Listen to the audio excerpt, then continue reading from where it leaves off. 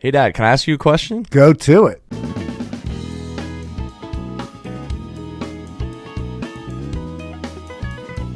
That's so bad. Welcome back to another episode of Things You Should Ask Your Dad.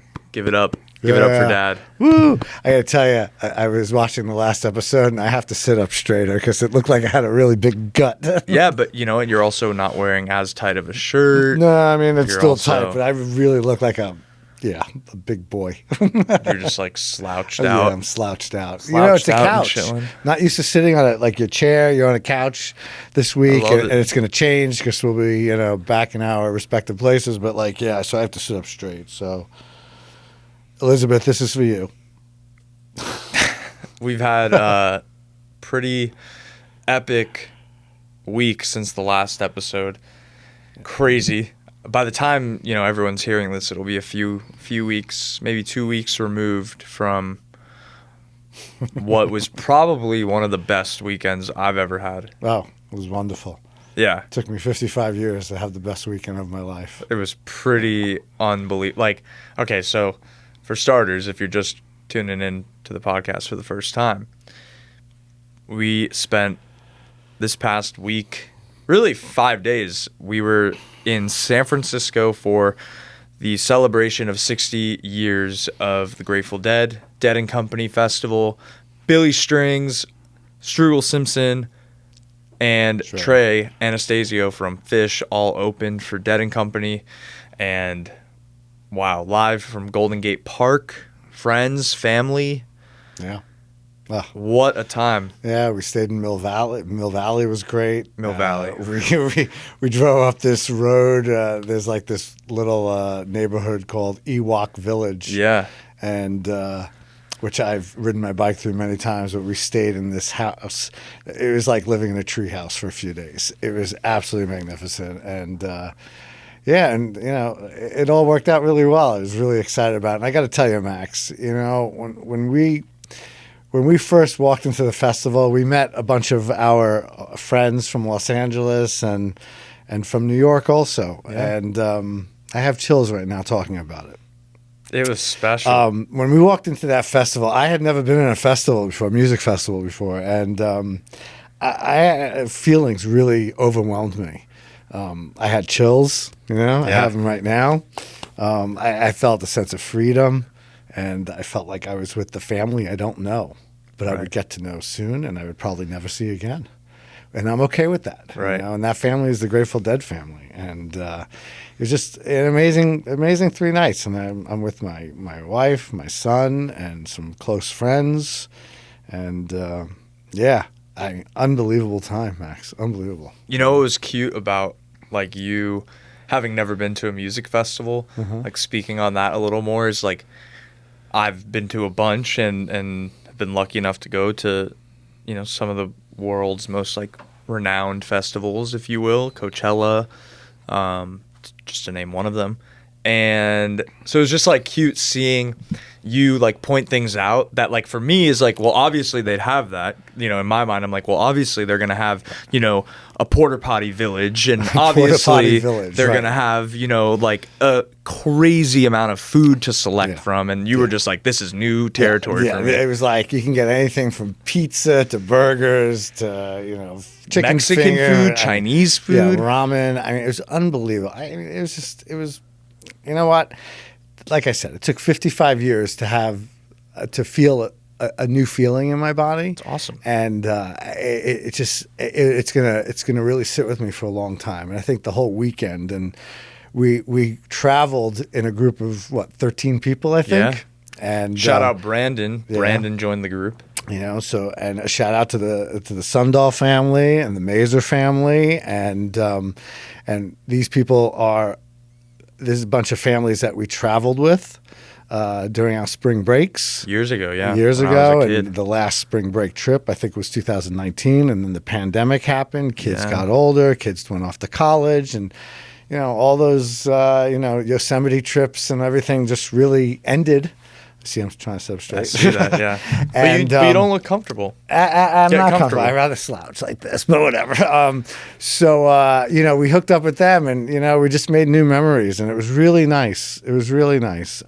I got to tell you, and you know, we experienced this thing called Shakedown Street, where all the Deadheads get together and they sell their goods and their T-shirts and their hats and their blankets and their bags and their coasters. I got a merce. A merce. It was satchel. awesome. You got a satchel, yeah.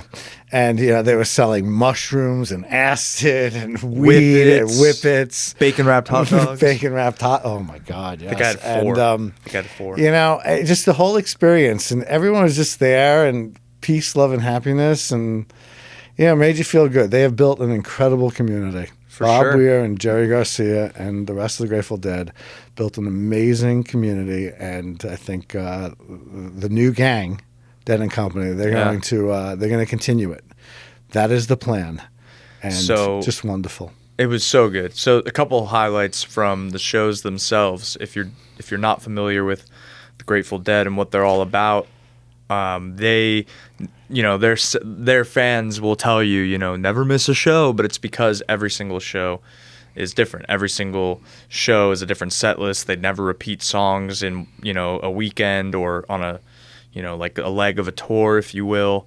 So we had 3 nights of Dead & Co., 3 different shows completely, and each night, like, something really stood out for me. So like Friday night, one of my favorite songs, it's called Wharf Rat. They brought out Billy Strings to sing that, and like I will never forget that. Night 2, Saturday, Help on the Way, Slipknot, Franklin's Tower, epic. And then Sunday, I mean, the whole show is pretty special on Sunday, but Sunday opening set, like the whole set between China Rider and what they open with? They open with Good Times, like Let the Good Times Roll, but Deal. On that Sunday show, like the sun, like let me paint the picture. A little bit of mushrooms, sun is shining. First day of the show, of the concert or the festival, by the way. Very foggy Friday and Saturday. That we had sun. So I just remember my eyes being closed, sun beaming down on me, and I'm just dancing with like my friends and my family, and wow, just to feel so like blessed to have that. And it was cool. Like Brandon came out for the show. Brandon had never been to a Dead concert, so that was really cool to have him there. He's hooked now, which is crazy. You should have seen the blurb he sent me. He was like, you know, share with your parents if you want. It might be a little too out there, but he like kind of reflected on the weekend. I'd love to see it. I won't share it here for privacy purposes, but I'll definitely share it with you. He really just took a lot away from this weekend, as I think anyone would. But it was special. They really did a great job, and I think that the music it sounded as great as ever, and I thought it was just really fun. And it was funny, like the first day, one of our friends, Adam, he made such a funny joke because like we walk in, the first 2 stalls you see is like the bar, and then right next to it says dumplings. Right. So he'd be like, "Oh my God, what more could you want? Bar dumplings." He's like, "Who doesn't want bar dumplings?" And it kind of just became like a running gag for the weekend, but it was so good. I just thought. You know, and then like obviously we went over to the Haight Ashbury. For those of you that don't know, crazy street, you know, or couple blocks, neighborhood, if you will, in San Francisco. You can almost picture what used to happen there in the 60s, you know, with Summer of Love and all that stuff going on. It's also popular because a couple of houses off the street, it's where the Grateful Dead lived together. And you know, they only lived in that house, though, for 2 years? Well, it's good 2 years. Pretty crazy. Listen, they started in Palo Alto, which is further south. I know. You know? But the Haight was great. There was, you know, it's so interesting because there was a guy walking around. He was in his 70s, very fit, and the guy's just walking around naked. Yeah, he was a nudist. It was the craziest thing I'd ever seen. And there are cops around, and you know, like I said, mushrooms are being sold on the street and whippets, and there was a band playing illegally. No, they didn't care about any of that. They didn't care, and I thought it was just amazing. And you still felt safe, though, which is the funny part. Oh, yeah. You still felt so safe. You know what? Because Max, you're in that zone of the Dead family, and like it's truly like, and you know, I don't want the viewers and listeners to think that I'm some whack job, because I'm really not. But you're not. And we do talk a lot about politics on this podcast. But you know, if we could all behave the way Deadheads behaved there, the world could be a happier place. No doubt. I think what's cool about the kindness at the Dead shows is, the kindness at the Dead shows, I think, is what the world like wished they would actually behave like and be like on a day-to-day. Yeah. Like, no one had a worry in the world. No one cared the way you dressed, the way you looked, the way you danced, the way you sang, the way you ate, the way you drank, the way you consumed. You could look at the band dancing. You could turn around and look at the audience dancing, No one cared. No one cared. No one cared. And, like, I really don't People know. bump into you because, like, they're, the whole thing,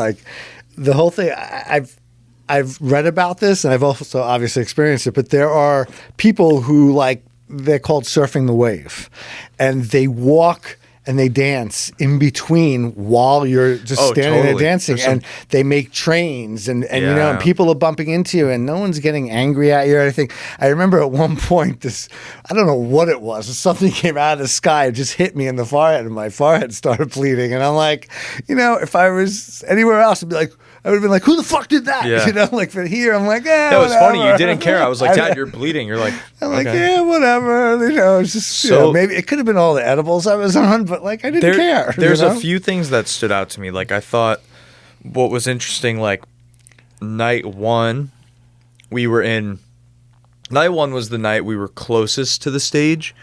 And it was really interesting because all the people that were closest to the stage were the ones that were like tripping the hardest, right? Because like the way they were dancing, and like there was this guy who looked like he hadn't had a shower in a little while, like was definitely quote unquote hippie, dreadlocks and totally on drugs, and had a dog with him. So well, thanks for stealing my thunder. They had a dog with them. This guy had a dog with him on a leash. The leash was made out of a belt, like a belt like a human being would wear, and he would just be singing the Dead music. Then he'd drop the leash. The dog would wander through the crowd a little bit, and then like someone would be like, "Someone lose a dog," and like I'm just like, in what world are dogs going to music festivals with people who are like cracked out? Yeah. I'm like, this is insane.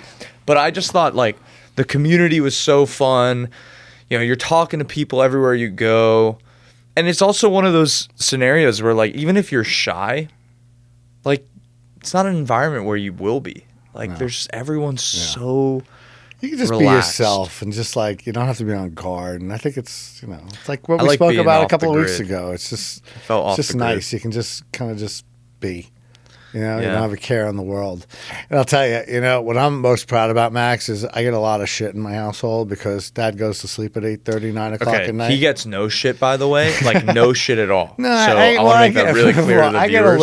I get a little. He makes it up in his head. He thinks that, like, we're all talking about him and, like, oh, there goes Dad sleeping again, Well, I have this history of, like, riding on my days off and then, like, lounging on the couch the rest of the day. And I think sometimes I'm perceived as being lazy after I rode 50 or 60 miles, But I'll tell you, 3 days in a row, I would wake up in the morning at 7:30 in the morning. I'd go for a 25-mile bike ride, and then we'd head into the city, and we'd do our thing until the show ended at 10 o'clock at night. And then we'd go on a pizza run someplace.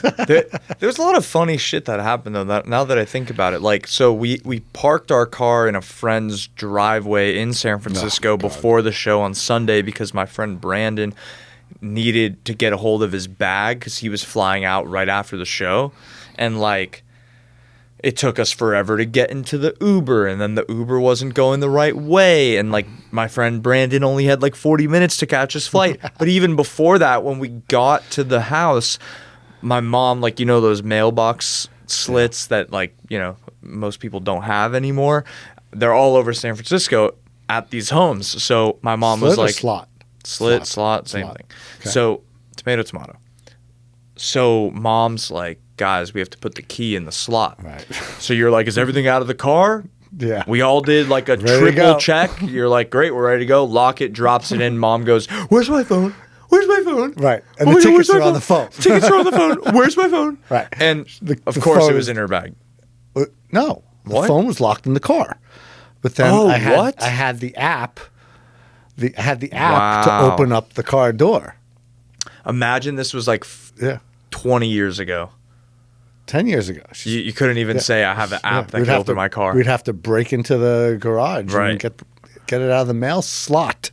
Slit, whatever. Slot. Yeah, I don't know what it is. And then It was just so silly. And Brandon, like I don't even know how he like maintained his composure. Show ends at 10. His flight's at midnight. Yeah. He doesn't get to the airport till like 11:30. Made his flight. How he did got it. upgraded to first class. I would have been a nervous wreck. You would have been freaking out. I would have been freaking out. I don't know how he did that. And then we got some killer pizza at Hole in the Wall in San Francisco. Hole in the Wall in San Fran. Yeah. Really good pizza. There was a line about Down the block. 30 people, 40 people. Crazy. At 12 o'clock at night. Unbelievable. And there were some people in like tie-dye shirts. Everyone was, We started pretty talking much. to a guy from Long Island. And like Pretty crazy. unbelievable. Yeah. Pretty crazy. And that part of it I love. Your mother bumped into a lot of people she knew. Totally. Which is really fun. Super fun. And I knew a few people there. And it was just, it's a great time. There's nothing like it. I think there's nothing like it. It was just so well done, and San Fran's a really cool city. I hadn't been back in like 5 years, so that was really cool to go back there. And Last time we were there, it was the pandemic. Yeah. November of 2020. Do you remember? Like we went down to like Ghirardelli Square, and that whole area there from Pier Empty. 39 was just empty. I think we have pictures of us walking on the wharf, empty. Yeah. And it was really eerie, but I mean, we didn't get to see like too much of San Francisco this time. It was still great to be there, but I'd imagine it's somewhat popping again. It's I think it's being I think it's coming revitalized. The city's coming back. Revived. Yeah. So I've heard some things. It was great, and it's been a great stay in LA, and going back to New York tomorrow. So by the time you guys see this, I'll already be in New York, and got a lot of crazy stuff going on, like going to DC on Sunday, and then I'm going to New Jersey the weekend after, then I'm going to Boston. So it's just like, I feel like these last like month and a half, like I can't even think straight. Like my mind's just, and work, and it's just. Hey, you know what? It's good stuff, Max. It's a lot. It's good. It's good that you're doing this at 23. When you get to be older, you're like, I don't really want to do all that stuff. And sometimes I'm like, I don't really want to do that, Fair enough. But a lot of cool stuff is going on right now. Not just with me, in the world. I don't know if you saw this today. For the first time ever this weekend, a female is going to umpire a Major League Baseball game, and on Sunday she will be behind home plate. Pretty awesome. Yeah, I did read that today, but the first thing that came to my mind was what happened to the robots that they were Major League Baseball's playing with. They're testing them out. I don't think they're going to be introduced for a few more years. I don't even think at all. What I do think they're going to introduce though permanently is they have like an automated like replay review system where the player has the ability to challenge a play, and then the like AI instead of someone like actually looking at the play, AI is going to look at the play and decide right then and there what the real call should have been. Should it stand or should it change? So they did that in the All-Star game this year for the first time. They had been trying it out in the minors, and I think next year might be the year where they bring it in. So AI is getting involved in Major League Baseball somehow. Yeah, pretty cool. They have been though for a little while. They have something called like StatCast, which is kind of all AI powered. Right. So yeah, but I think that's great for baseball, and baseball. There's a lot of cool stuff going on. Did you see the Major League Baseball Speedway Classic? They played their first baseball game in a NASCAR stadium. It broke the Major League Baseball all-time attendance record of like 85,000 plus people. It's crazy for a baseball game. Two crappy teams. Who was it? Cincinnati? Not terrible. Cincinnati Reds, they're pretty fun lately, and the Atlanta Braves. It was a really cool. But it was a disaster, though, apparently. Like, they sold it out, but the game got suspended because of rain. Okay. So when a game gets suspended, it's different from being postponed because it means that the game will resume at a later date. So they just finished it the next morning. So it got rained out in the same stadium. Fans were able to come back to the game, but I think the game stopped in like the 5th inning, and they played the other 4 the next day, which is like kind of cool. It's just crazy. Nothing about it. Yeah, and then the food, apparently the stadium sold out of food didn't have enough food for 85,000 people. And then I guess the food that they were selling was like super crappy. It was like $25 for like a tiny platter of nachos, and people were complaining. That's how it goes. I mean, we I think the first night, Friday night, the food box. we got the food box, and it was like chicken fingers and French fries, and raw there were a lot of burgers. people, and raw hamburgers for something like $380. Yeah. It's crazy. But you know what? We all ate it because we were all fucking high, so it was fun. I don't know. I don't think that's the reason we ate it. But Well, I think the reason we ate it was because we were hungry. The reason I ate the raw hamburger was because I was fucking high. So How did it feel going down the hatch? You know what? It wasn't bad. It wasn't bad. But I'll tell you, nothing like pizza at 12 o'clock at night. That's not something I normally do, ever. It's pretty good. Yeah, that was delicious. I'm going on a huge, like, I think I'm gonna fast for a really long time. I've just eaten like garbage this You know whole what? trip. Fast on the plane. Yeah, I never eat on the plane Yeah, anyway. so just don't eat after dinner tonight, and then don't eat until you get back to New York. Probably gonna eat tomorrow morning. Oh, okay. I'm gonna have to. Gonna have to. And yeah, so it's a lot of other stuff. I mean, a lot of stuff's going on in the world right now. We got this WWE documentary that just dropped on Netflix, which is seriously one of the coolest things I've seen. Unreal. It's total. It's unreal. It's called Unreal. WWE Unreal on Netflix.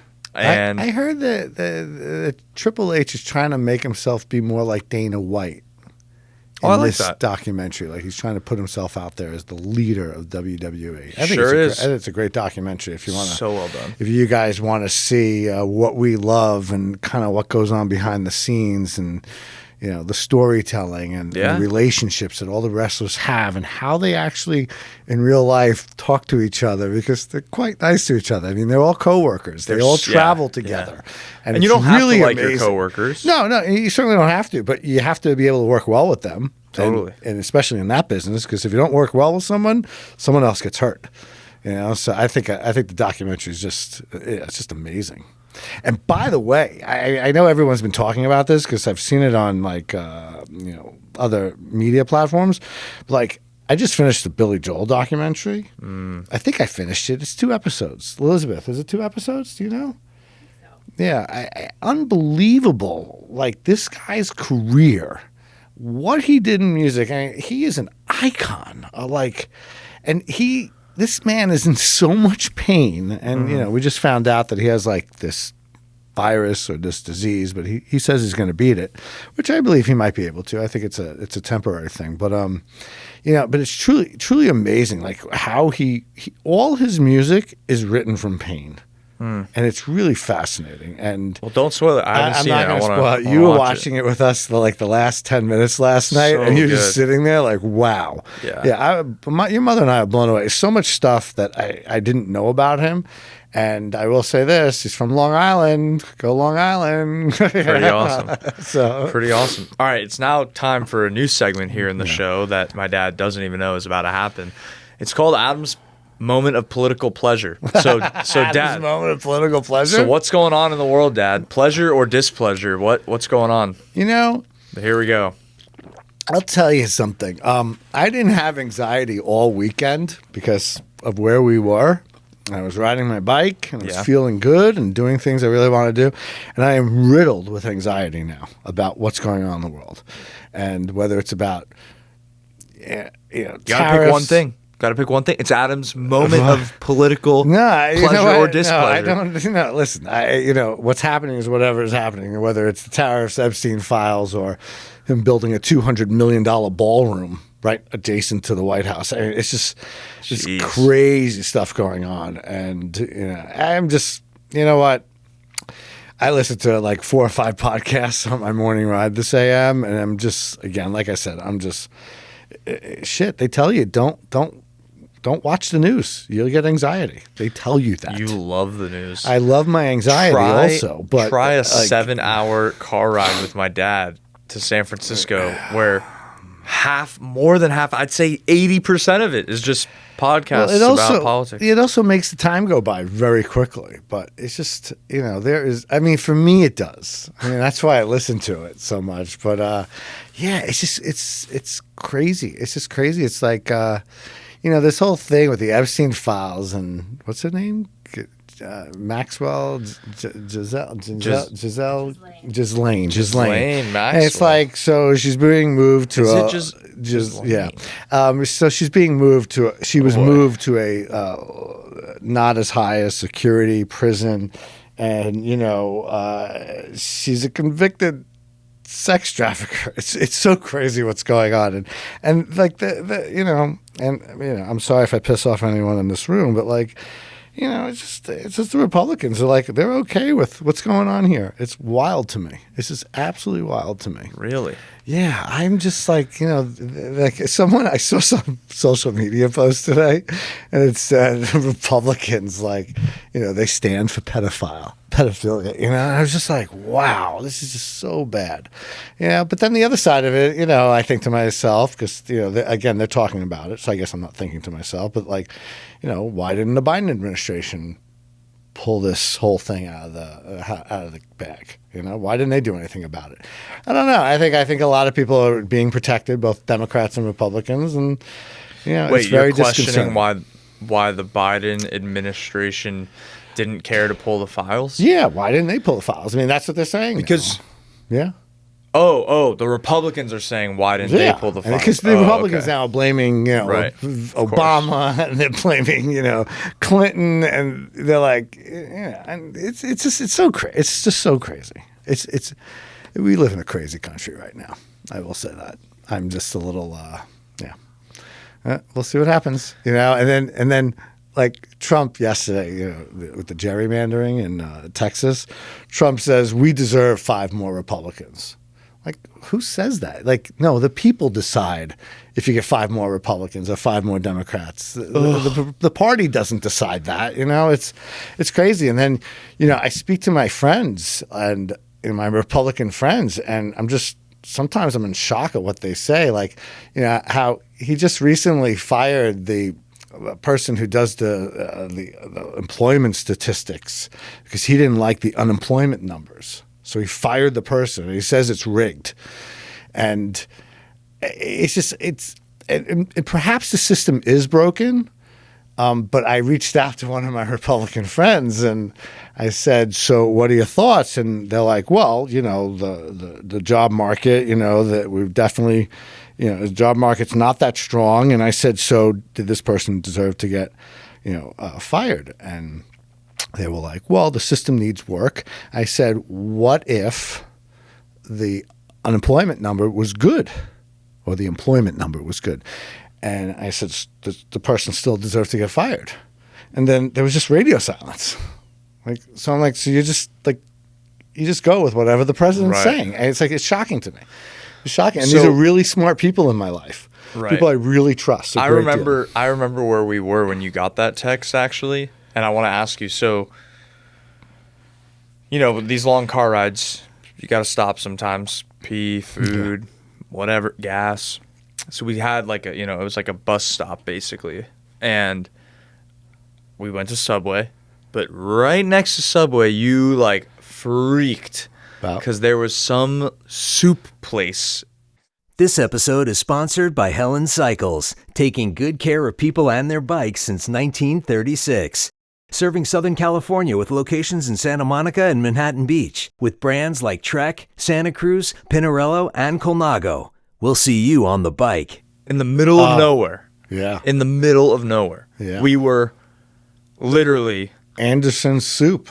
Anderson split pea soup. Tell us. What's it about? What's it about? I mean... what's the hype? You know what? I don't really know what the hype is. I just know that it's delicious and filled with sodium. Okay. But the hype. I'm saying because when you pulled over, you knew it. So how do you know it? What's the hype? So I've passed the one in Bulletin. Bulletin, is that right? Bulletin, and they closed after 85 years. They were just on the side of the 101 freeway, and but there was another one on the side of the 5, and we just happened, like you said, we stopped for water for the Subway, and I saw it, and I was like, oh my God, because I love soup, and their split pea soup is just the best soup on the planet. So I bought a bunch to drive home with, I bought a bunch of cans because I wanted it in the house for the next couple of weeks. And you know what? It's delicious, Max. If you like soup, If you want to send my dad any fan mail, go ahead and send him some French onion soup or some split pea soup. And send him some miso soup as well so he can freeze it and hold it for when I come visit. I will say this. When I was working at the deli on Long Island with Billy Joel. What deli, in case anybody's been? Kensington Kosher Deli. Phil would make split pea soup. Ooh. And it was outrageous. It's better than Anderson's. Better than Anderson's? Yes. And I will say this. What he did was he chopped up hot dogs and he put it in the soup. And it was outrageous. So that's actually what I end up doing. So I'll go to 7-Eleven. I'll pick up a hot dog. I'll cut it up and I put it in the soup when I make it. So it's things you should ask your dad. I want to ask you some questions now. Oh, God. Who is your... It's funny because the question I'm going to ask is actually it's like a meme now because someone turned it into one. Yeah. But who's your dream guest on the podcast? Who's my dream guest on the podcast? Well, I want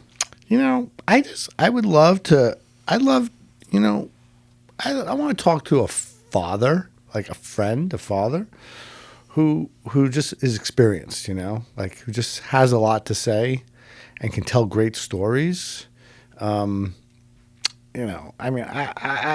say it. I'm trying to get Harrison Ford to do the show, I've spoken to him about it a few times, and he says he'll do it. And then he says, I can't do it. He says, I'll do it when I'm done, doing shrinking. And I'm like, so when I see him in the store sometimes, I'm like, Harrison, can I have an hour of your time? And I get that it's hard to get an hour of his time. That would be a dream, to just sit there and really have a great conversation with him. And, but I'll say this also, it would be nice to, sit down and talk to my dad. Yeah. Never going to happen. No, it's never going to happen. It's not even going to happen just me and him on the couch because it just doesn't happen anymore. He just doesn't have much to say as he's getting older. And that's tough. I was thinking about that a lot today, actually, because my sister sent me a text about something that just a text. She sent me a text about something in the family that happened. And, I told her, I get it. And then I was like, I thought to myself, wow, I don't even speak to my dad anymore. And it's so sad, he's 84 years old. He's totally with it, but he just doesn't I sent my sister, my mother, and my father a bunch of pictures from, this past weekend's event. And my mother and my sister responded and my father just doesn't. And it's kind of sad. It's kind of sad, So before you get to the next question, I think things you should ask your dad with you, Max. I said, it's almost a podcast for me. Yeah. It's a podcast for us, but it's. I want you to continue the conversation with me, and I never want you to think you can't. Of course. I might get angry about certain things. I might put you in your place sometimes and say, you're still my child. Don't talk to me that way. But I want the conversation to continue. Kind of the way Grateful Dead want the music to continue. I want the conversation to continue until my last breath, Max. Yeah, and I really do feel that way. My dream guest would be John Cena. John Cena. Okay. I would love to talk to John Cena. All right. That'd be so cool. Why? He's like my childhood hero. If I, my whole tattoo obsession, which I bring it up every time, but I love that you kind of have labeled it as my thing because no one in the family has ever gotten tattoos. No one in the family sort of got me into that. Found that on my own. I just love it when you say that. But I say this because the tattoo thing, because I'm I love John Cena so much, but I would never get a tattoo of him on my body.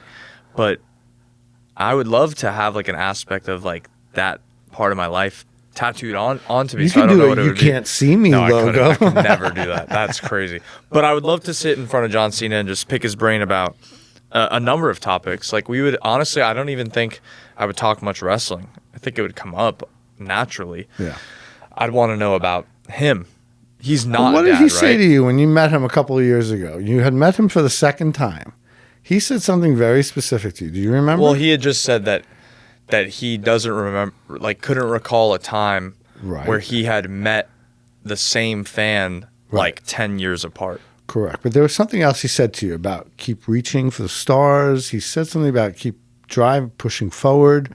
It was something about life. Yeah, he's very influential. I mean, I'm sure I can't remember what he said at this time, but I'm sure he said something like just, one of his many slogans, like never give up. Right. Yeah.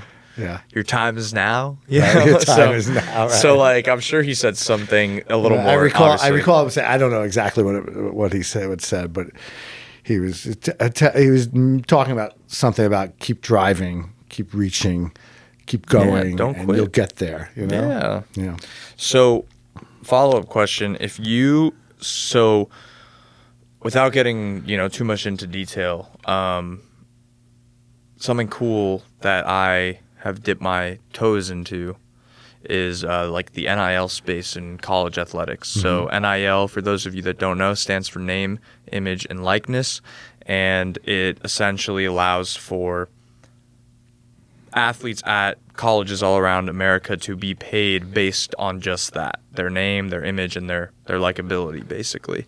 And so the conversation is really cool because something we often ask players is, especially something we often ask former athletes from these schools is, because NIL is so new, is like, oh, if NIL was around when you were in school, what's a company or a brand you would wanted to have worked with? So I'm going to put that on you. If you were an athlete in college, were able to get an NIL deal, what would be like your dream company to like give you an NIL deal?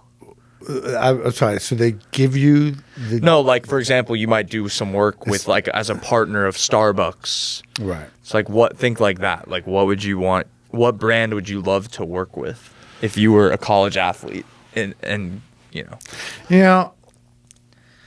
let's go back to the John Cena thing. Because John Cena. Well, no, answer my question. I'm going to. It's around what the fuck? Let's go. Just John Cena has done the most amount of Make-A-Wish wishes. I think that if you're such a big name like that, even in the college world, I think I'd want to make a difference. You sometimes hear stories about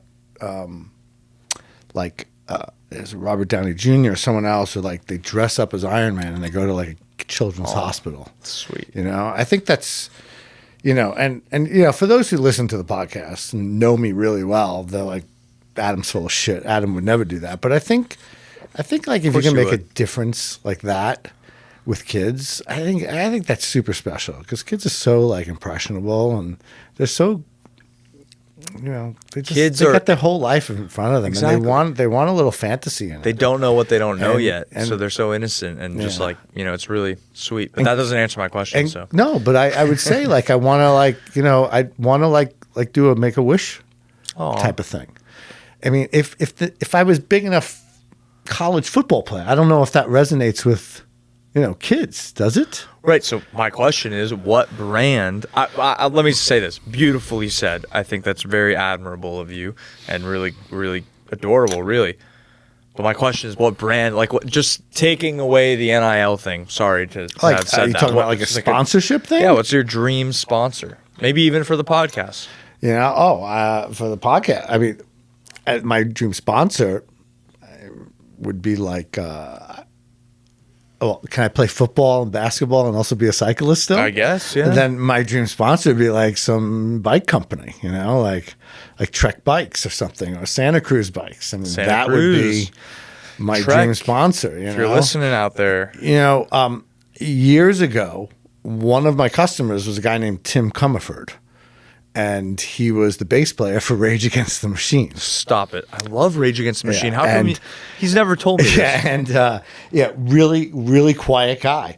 But he showed me once on the back of one of the CDs. He showed me how he thanks Shimano and Santa Cruz bikes. No way! And he was sponsored basically by Santa Cruz and Shimano. And I was like, Tim, that's so cool, And it's fascinating because like I haven't seen him in years, and I don't even Rage performs occasionally, right? Yeah, love Rage Against the Machine. But I remember like the MTV Music Awards. He climbed up onto this huge thing on the stage. It was huge. Huge. It was like 20 feet tall or something. And he was shaking it, and it made news because it was wild that he did that.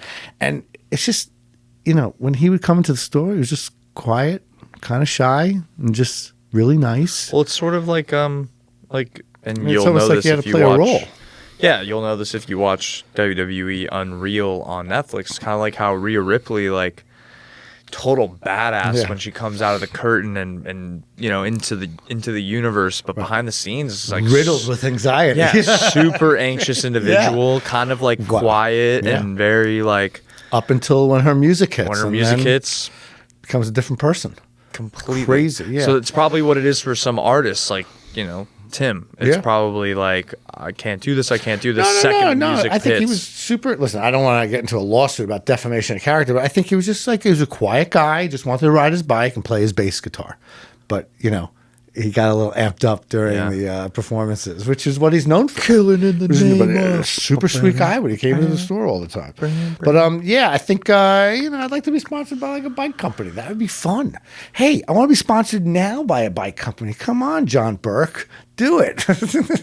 Listen to the pops. All right, what would you say is, up until this point, it's gonna get a little heavy, is your biggest life regret? And What's my biggest life regret? Up until this point. What, Max? I got to tell you something. I don't walk around with regrets. As you should. You should not have to walk around with regrets. There's I'm going to go off on a tangent here, but there's a scene in Star Trek with William Shatner. It's the 5th one, and it's called it's not called The Undiscovered Country. I forget which one it is. It's one of the last ones. And, Spock's brother is taking him on a tour. He's taking Spock and McCoy on a tour of their regrets and their sadness in their life. And then when he gets to Captain Kirk, he says, "Captain, can I release your pain?" And he says, "No." He's like, "I need my pain." He's like, "There are plenty of times I turned right when I should have turned left." But he's like, "But those are the things that make us who we are," and he's going into this whole thing. And, I don't have regrets, Max. I just don't, is life sometimes a little more difficult than I would like it to be? Sure. But I think that's with everybody. And, I for the most part enjoy life a lot. My buddy Andy Dale, we were talking 2 months ago, and he says to me, I was talking about something, and I said to him, "I'm sorry, I'm complaining about it." And he's like, "Adam, it's fine." He's like, "You never complain about anything." And I was really in shock that that's what he felt. Yeah. Because we go on bike rides together and we just talk for 4 or 5 hours. And he's like, "Adam, you just talk about life, but you're not complaining about it. It's not," he's like, "you don't look at it like it's terrible." And I really don't. I got super angry with 2 of my coworkers yesterday about something.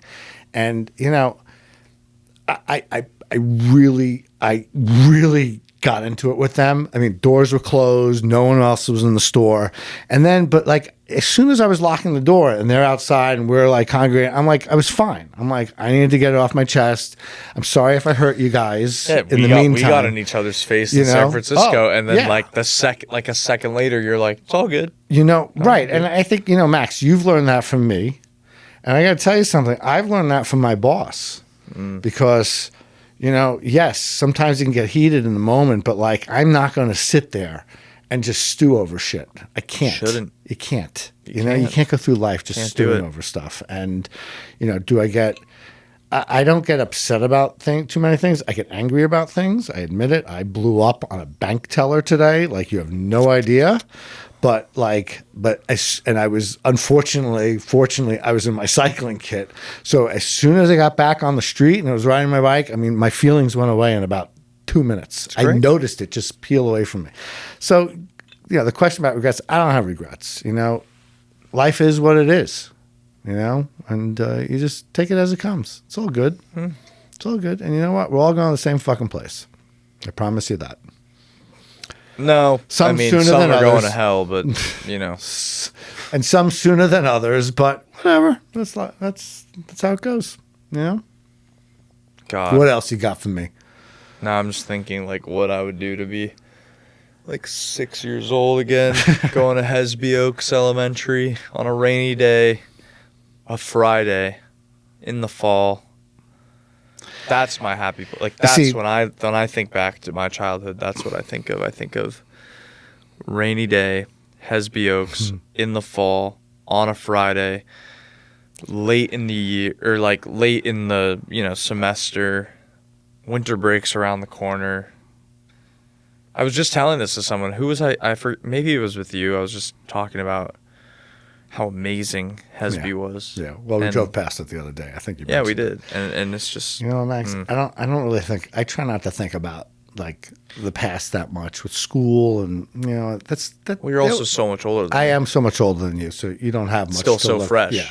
And like I kind of look at that stuff and like it is ancient history. It's a long time ago for me, but like I try to look forward. I guess that's why I have a little anxiety about politics and the future and stuff. But I don't look back too often. I think the politics thing though is more of a hobby for you because maybe. Nothing that I have to be careful. But say whatever you want. No, I do have to be careful because there will be someone out there that disagrees. But I don't think like anything. Oh, it's so tough, right? Because I don't think one person, like, and when I say person, like you, Adam, like you don't dictate change in this country, and change isn't made because they're thinking of Adam, So like, I think the politics thing is more so like a hobby because it's never going to directly impose or affect your life. Unlikely, really unlikely. I disagree that it could affect my life, but I was reading something. Your life. I read something. Adam's life. I read do something. Not think so. I read something the other day that 30. It's something like 33%. What was it? 33% will do something about what's happening in the country today. 33% are the cause of what's happening today. And then the 33% will sit by and just see what happens. And I realized that I am the 33% that will sit by and see what happens. I'm not a needle mover. I'm just not. Not in that regard. Yeah. I mean, in other aspects of your life, maybe, sure. But I will sit here. How could you? No, I mean, look, I couldn't. Listen, maybe I could run for mayor of Sherman Oaks and start to make a difference that way, and then you crawl up the political ladder. There are people that are willing to do that because they see what's happening, But that's not me. It's not me at all. Wow, no. Imagine you as the president of the United States. I wonder what that country would look like. I don't know what it would look like. Comment down below. What would Dad's United States look like? You know what? I think you have to be Everyone needs to own a bike. Everyone needs to ride bikes. You have to be such a narcissistic lunatic to want to be president. To want to be president of the United States. Yeah, I agree. And those are things I'm just not. And I don't know how these lunatic. Yes, narcissistic. No. Yeah, I can be a lunatic about certain things, I guess. But what do you think's the craziest thing that you have? Ooh, this is a tough question. Craziest thing you've bared witness to in your life? Not that you like had a part in, but that you visually were like saw. Max, I gotta tell you something. I'm a Jewish kid from Long Island. Far from it, based on the shit you've told me. But I gotta tell you, I grew up in a very affluent neighborhood. I've been lucky, very lucky in some aspects of my life, and I work hard in other aspects of my life. Some of my luck hasn't panned out. It's okay. Like that Rivian stock? Oof. No. Like Kidding. no, there's just two other ventures that didn't work out. But I've been in a bubble. Nothing terrible has happened. Knock on wood. Nothing terrible, Max, has really happened, and I haven't really seen much. I mean, the worst I've Watching seen. your son get arrested is Max, not scary enough. You know what, Max? I look back at that now, and yes, it was scary in the moment, but I think about it a lot, and yeah, it was bad, but it wasn't terrible. It was terrible for you. But the question, it was terrible for you. The question is, what is the craziest thing? It's just a question. Max, What's the craziest thing you've bared witness to? Max, I don't know. I really don't know. I can't answer the question because maybe the craziest thing is I bared witness to is I was in the Hollywood Hills once on Beechwood Canyon, and everyone's coming out of a party, and this guy is drunk, and he's stuck in a wheel well of a Volkswagen bus. What? And he is, every time the driver is trying to, and his friends are trying to get him out of the wheel well, his body is just getting mangled. And I'm watching this happen. So I jumped out of the car. I did jump into action, and I helped get this guy out of the wheel well, and then I took off because I wasn't driving, but I was hammered. I didn't want to get involved with police reports or anything. No. I took off. But That's scary. Look, that's pretty scary. I'll say this, one of the scariest things in my life, and again, happened at the age of 55, January 9th, January 10th of this year, where I'm being evacuated from my house, and I see a huge glow, in Sherman Oaks, and it's scary, and not half the city, but a lot of the city was on fire, and I remember being. I remember standing around the cul-de-sac with my neighbors, and some of my neighbors were leaving because there was an evacuation, and I saw my dog freaking out. I had chosen to take an edible, so I was already a little high, and I packed up the car. I got everything that I thought that was important in the house. I got it in the car, and I then sat down on the couch. I watched the news. I would go outside every 20 minutes and watch the glow that was getting closer. And then I made myself dinner. And then around 1 o'clock in the morning, I decided that the glow wasn't coming any closer, and it would have to travel north when the winds were traveling, south. I'm going to bed. That was scary because I remember my heart pounding. Like, that was a scary moment. But again, I've grown up in a bubble. I really have. I never had a horrible, all my drunk, stupid nights, as a kid, tons of whippets, tons of cocaine, all this shit, in New York City. I've had, nothing bad ever happened, Max. Nothing. Something that you bring up that I just realized we never made it over to see some of the. Yeah. All right. Next time. It'll still be there. I know, it's terrible. It's terrible. I remember being really anxious because I was in New York, and the news really and it was bad, but the news made it out to be it was bad everywhere in LA. So I kept calling you guys, and as I should have anyways, but I was just I was concerned, I was concerned. But I'm glad that obviously you guys. What was the first thing you grabbed? Do you remember? My bike. The bike. I grabbed my bike. Totally. I grabbed some kits. I grabbed helmet, shoes. Oh my God. Water bottles. Made sure that I can continue doing Did you that. grab the puppy? Well, the puppy was, of course, the puppy. But and then I grabbed some clothes. And then I grabbed some photo albums. And then, and then I was talking to your mother. She was either on her way to Tucson to drop Ryan off at school, or she was already there, and I have her on the phone, and she's giving me this dissertation as to everything that she needs, and I'm like, I'm going to put a bunch of stuff in a duffel bag, and that's it, and I took, like I said, took some photo albums, and I didn't really think anything was going to happen, but my neighbors are kind of freaking me out because some of them were older and they were leaving, and I don't know. Yeah. So you stayed. Yeah. You made it. Yeah. So. That's about. Listen, and that's not obviously terrible for a lot of people, but not so terrible for me. So again, go back to what's the worst thing that I've ever witnessed. Again, I haven't. You know, Yeah, it's like that's good. I mean, It's my good to city. live- Listen, my city was in shambles after the '94 earthquake.